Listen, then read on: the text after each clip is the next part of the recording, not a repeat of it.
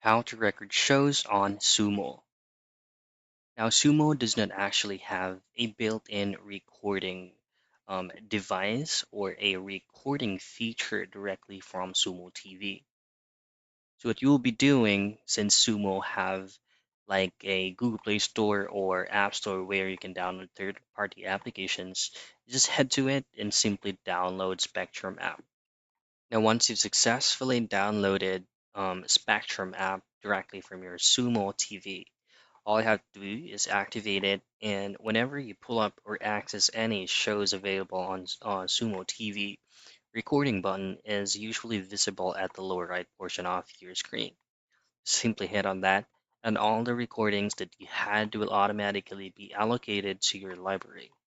Spectrum app is actually enables you to use a cloud DVR that you can actually record shows onto most TV. And that's your last resort for you to be able to still record shows using Sumo.